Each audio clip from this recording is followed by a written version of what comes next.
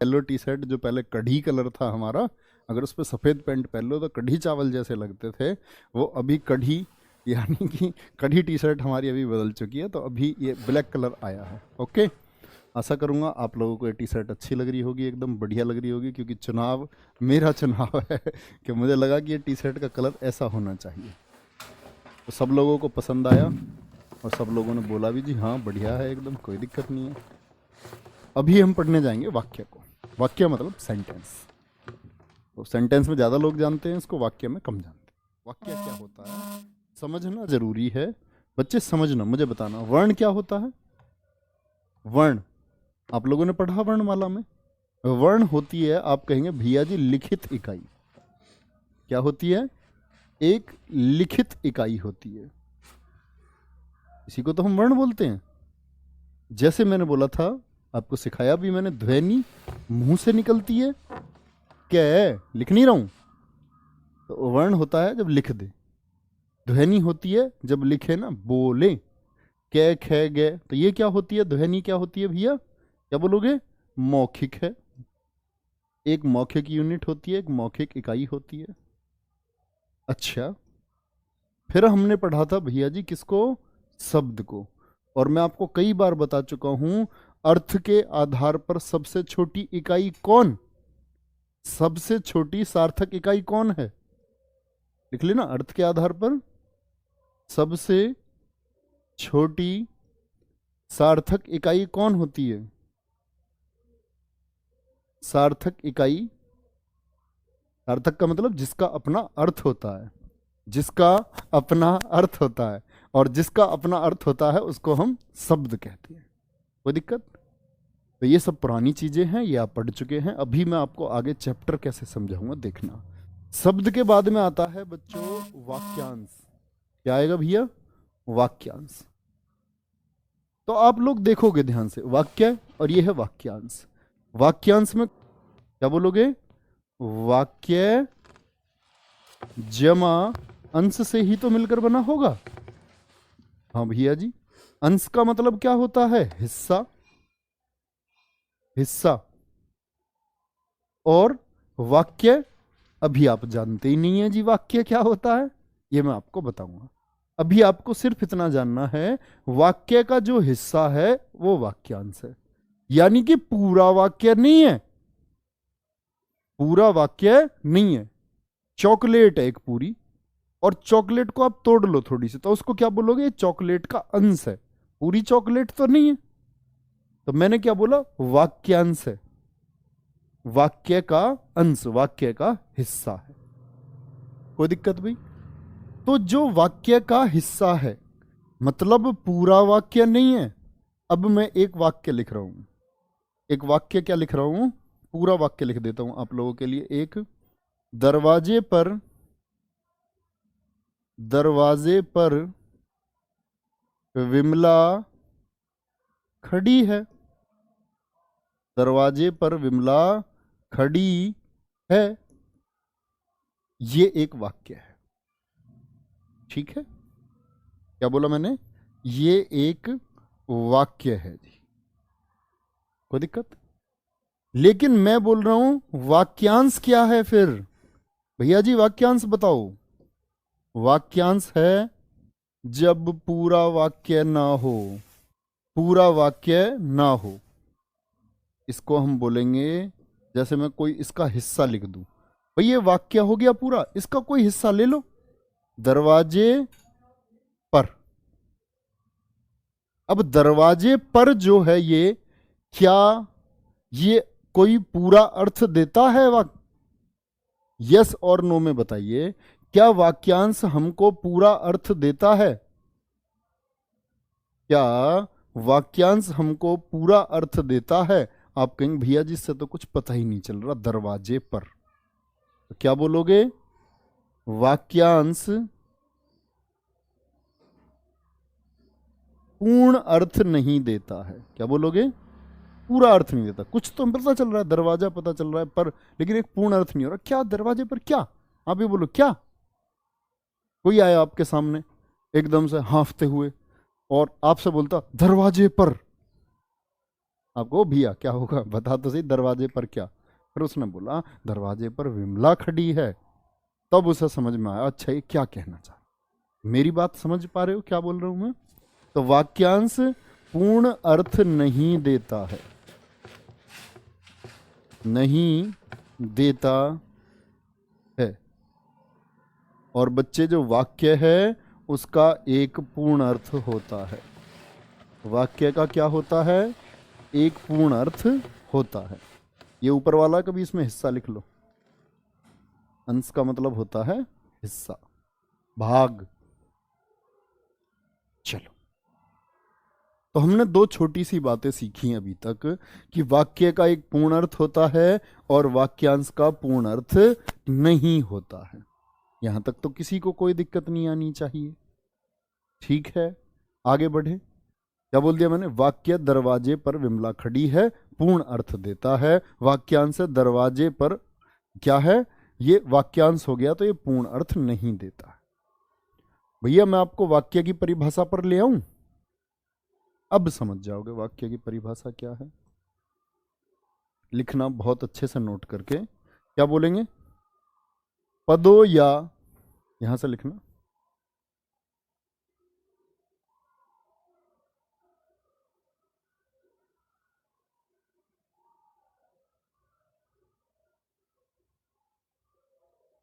पदों या, पद अभी बताऊंगा पद क्या होता है। पदों या शब्दों का व्यवस्थित रूप वाक्य कहलाता है। वाक्य कहलाता है। ओके, बहुत बढ़िया।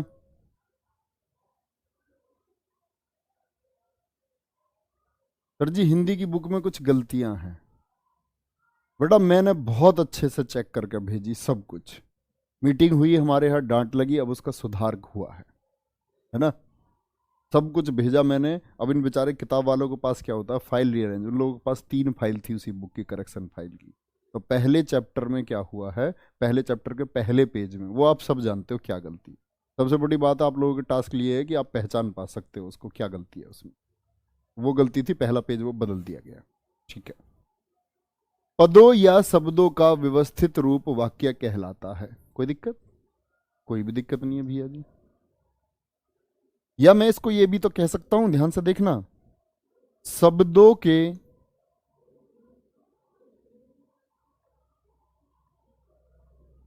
सार्थक, सार्थक मतलब अर्थ सहित, सार्थक मेल से बनने वाली इकाई,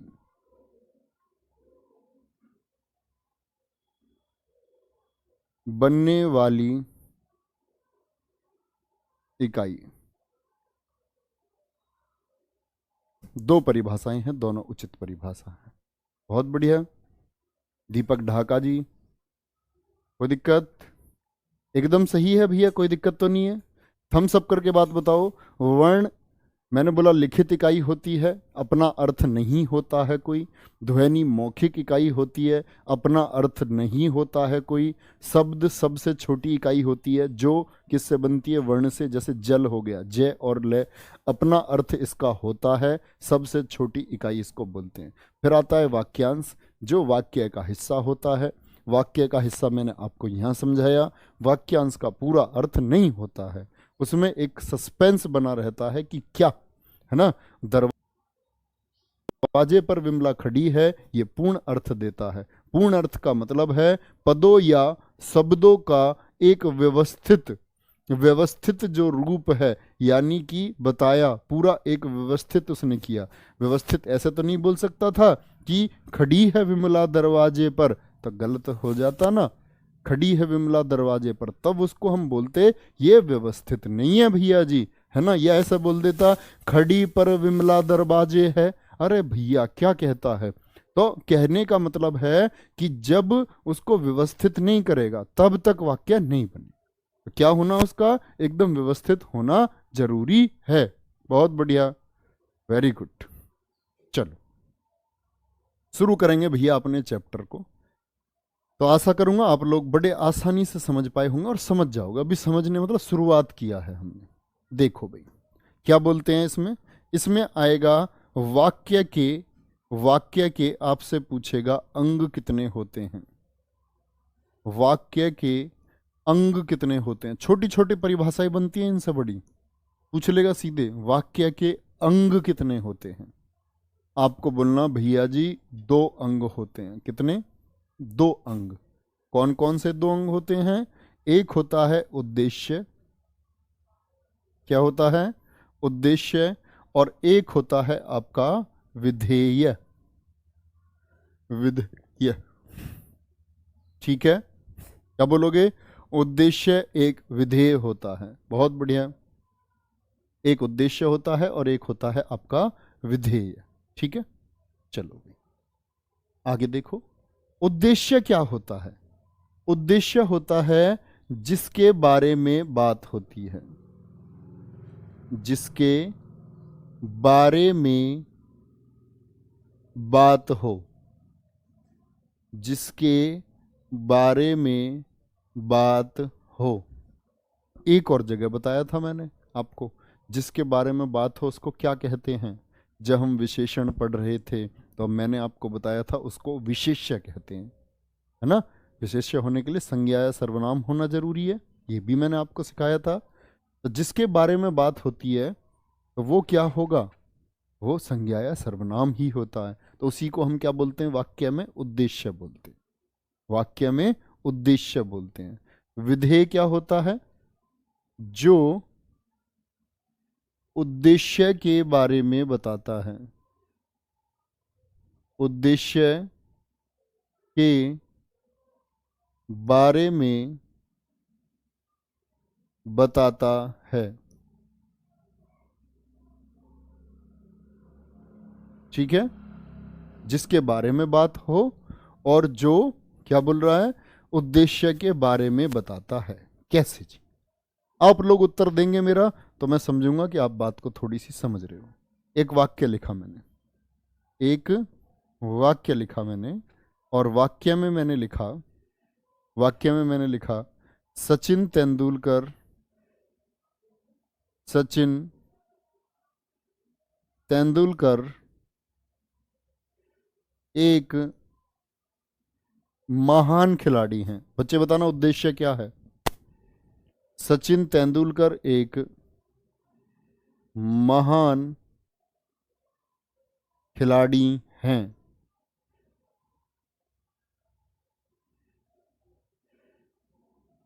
क्या बोलोगे?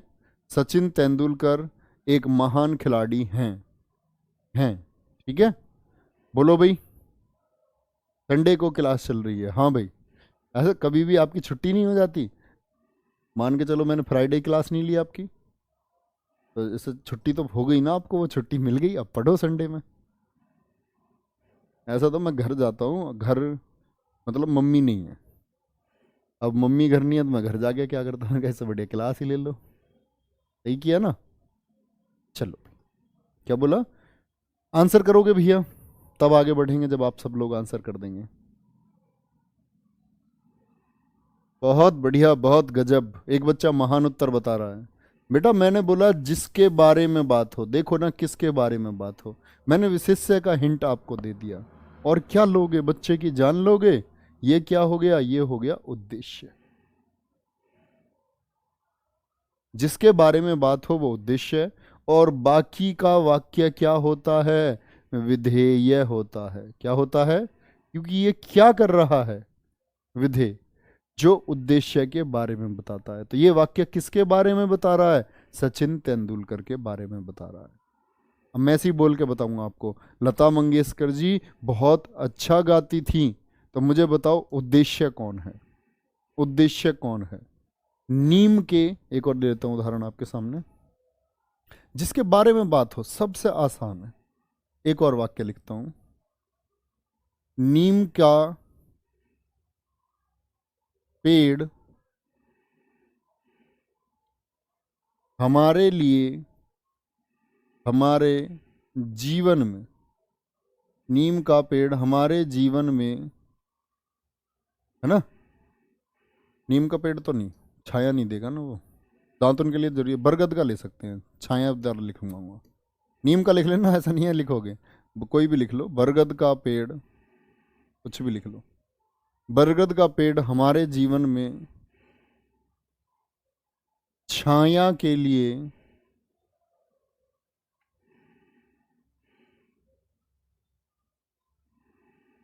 छाया के लिए बहुत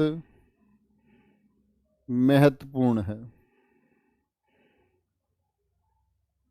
बताओ भाई किसकी बात चल रही है? उद्देश्य बताना है। लता मंगेशकर एकदम ठीक आंसर है भैया, इसीलिए कहते हैं शादी कर लो फिर घर जाने का रीजन मिल जाएगा। कुणाल यादव, शरारती। चलो, कोई दिक्कत? बरगद का पेड़ हमारे जीवन में छाया के लिए, छाया के लिए बहुत महत्वपूर्ण है। मैं पूछ रहा हूं आपसे, इसमें उद्देश्य क्या है? बहुत बढ़िया। तो ऐसा मत खाली बरगद की बात नहीं चल रही है, बरगद के पेड़ की बात चल रही है, खाली बरगद की बात नहीं चल रही है। बहुत अच्छा आंसर कर रहे हैं सभी लोग, बहुत बढ़िया, बहुत शानदार। तो क्या बोलोगे? उद्देश्य है, उद्देश्य है भैया, उद्देश्य। ठीक है, बहुत बढ़िया, बहुत गजब।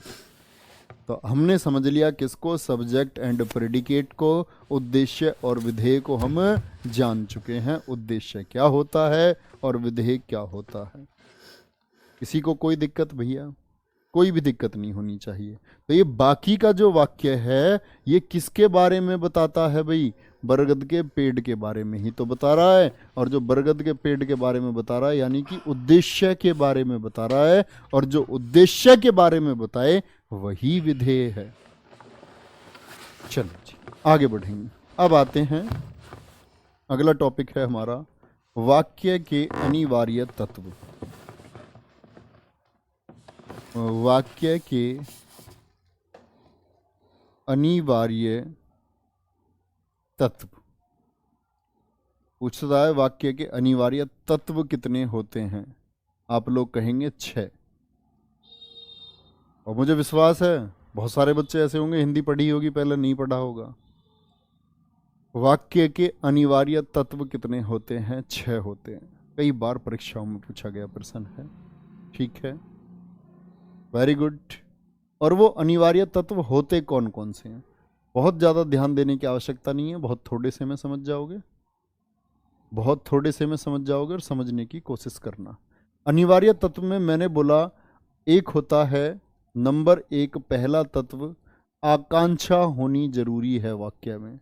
बच्चे बहुत तरह से प्रश्न बनता है, आपको 4 ऑप्शन दे देगा, पूछ देगा वाक्य का अनिवार्य तत्व कौन सा नहीं है, तो 6 में से 3 उठा देगा नाम, चौथा अलग कर देगा, है ना।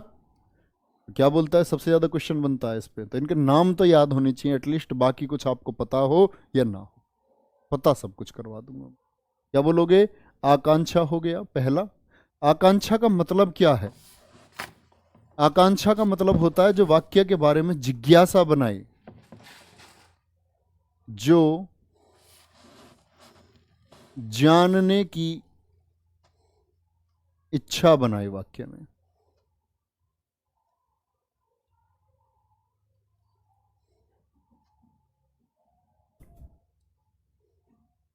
मैं आपसे ये कह दूं कि आप बैठे हैं, जैसे लेखकर्ता ने लिखा है, आप स्कूल में बैठे हैं, मैंने बोला क्लासरूम में बैठ करके स्वीटी खा रही है, आप कहोगे यार जिसको भूख लग रही होगी क्या खा रही है, आता है ना दिमाग में, मोनू खाता है। जैसे मैंने एक वाक्य लिखा इसमें, क्या लिख दिया? मोनू खाता है। क्या खाता है? जानने की इच्छा बनी, मोनू खाता है। तो हर वाक्य में कहते हैं भाई, वाक्य तो पूर्ण तब होगा जब मैं बोलूंगा मोनू सब्जी खाता है, शब्द ही ना होता, मोनू खाता है, तो बोलते हैं वाक्य में आकांक्षा होती है जानने की। खाता है, क्या खाता है? तभी तो लिखते हैं सब्जी खाता है। तो जो जानने की इच्छा बना देता है, जो जानने की इच्छा बना देता है, उसको हम आकांक्षा बोलते हैं। एक होता है निकटता। क्या होना जरूरी है वाक्य में? निकटता होनी जरूरी है। निकटता का क्या अर्थ है? निकट मतलब समीप, पास पास। वाक्य के जब शब्द लिखोगे ना तो पास पास लिखा करो। ऐसा नहीं है कि यहां तो आपने लिख दिया लता मंगेशकर, लता मंगेशकर जी, और फिर क्या बोल दिया आपने? लता मंगेशकर और जी लिख रहे हो यहां जाके, फिर लिख लिया बहुत इसके बाद में अच्छा, और फिर अच्छा लगेगा क्या वाक्य? स्वयं सोचो। तो क्या बोलोगे? निकटता तो आप इससे समझ जाओगे, लता मंगेशकर जी, तो क्या बोल सकते हैं? ऐसे लिख लेना, शब्दों का एक निश्चित दूरी पर लिखा होना आवश्यक है। निश्चित दूरी पर लिखा होना, यही क्या कहलाता है भैया? यही कहलाता है निकटता। निकटता, ठीक है। अब आते हैं योग्यता पर। क्या बोलेंगे? तीसरा होगा आपका योग्यता। और योग्यता का क्या अर्थ है जी? जो वाक्य का, लिख लेना इसको तो नहीं तो समझ नहीं पाओगे। पदों के निश्चित, पदों के निश्चित अर्थ का ज्ञान करने की क्षमता।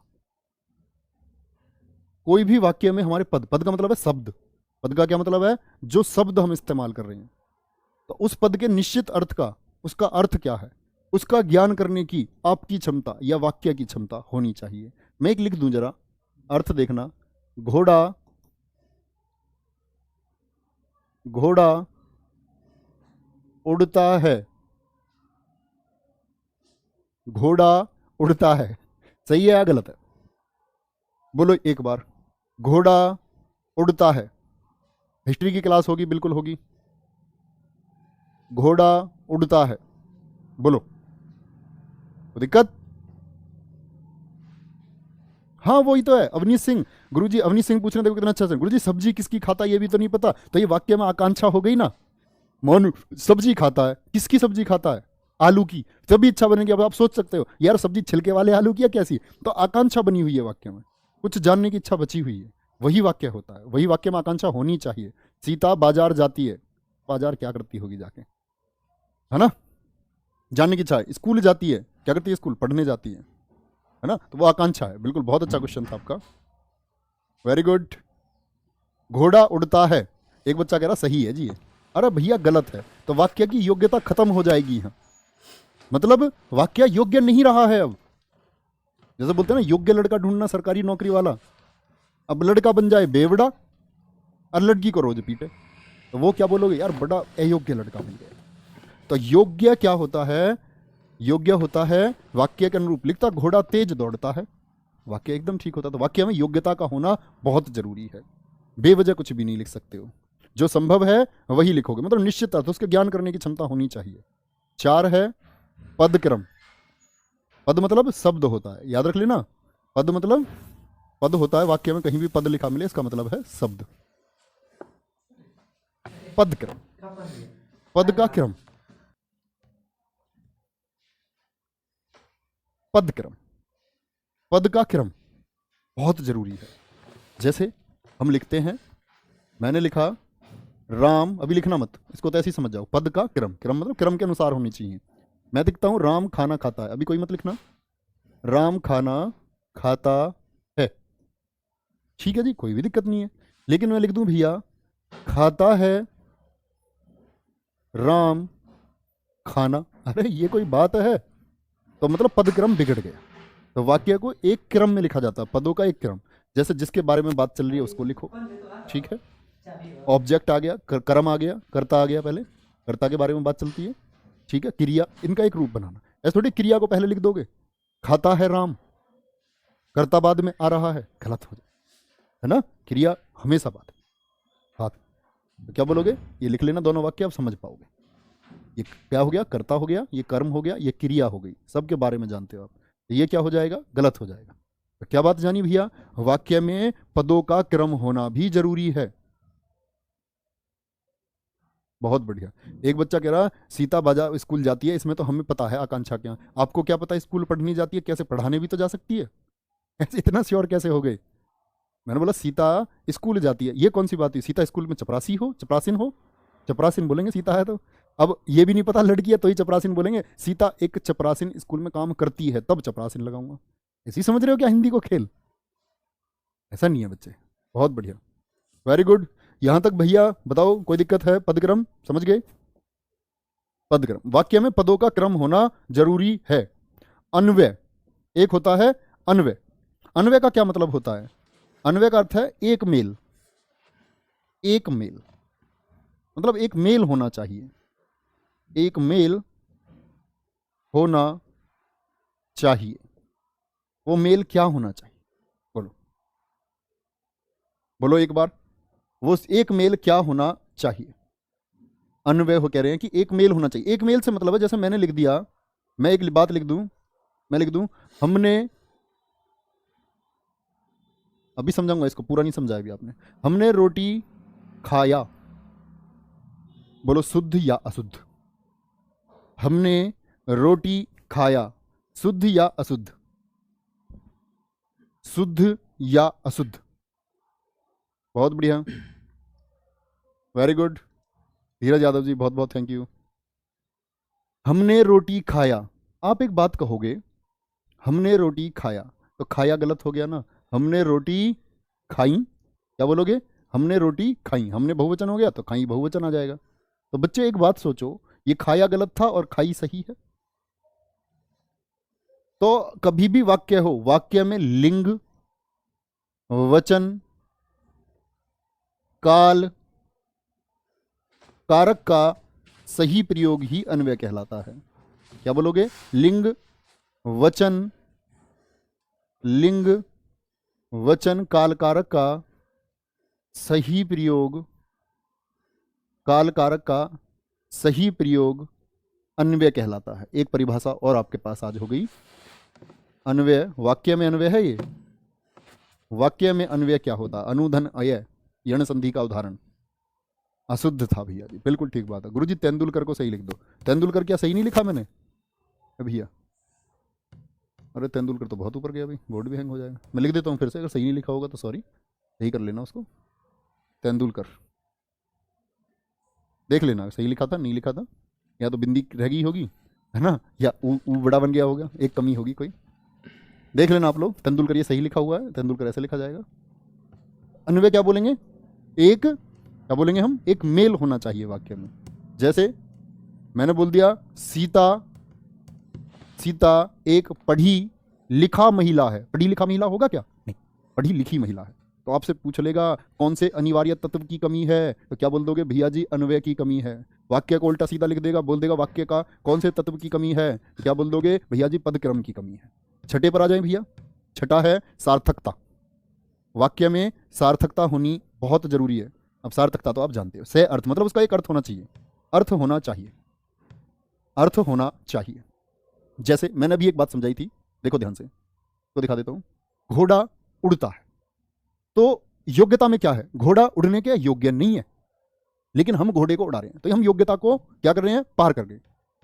मैं बोलने लग जाऊं मैं उड़ता हूं, गलत बात हो गई ना। वायुयान उड़ता है ठीक है, वायुयान उड़ता है ठीक है। अब आते हैं सार्थकता क्या है। सार्थकता होती है, वहां तो बनाया बच्चे समझना, दोनों में कंफ्यूज मत होना, वहां तो बताया जो संभव ही नहीं है उस काम को करवा रहे हैं। मैंने बोला देव, सही करना इसको, पानी खाता है। अब देव खा तो सकता है, देखो घोड़ा उड़ नहीं सकता था, देव खा तो सकता है, क्रिया संभव है, लेकिन क्या पानी को खा सकता है, नो, नहीं खा सकता। क्या बोलोगे, क्या बोलोगे, अर्थ सही नहीं दे रहा है वाक्य, पानी पीता है करना होगा।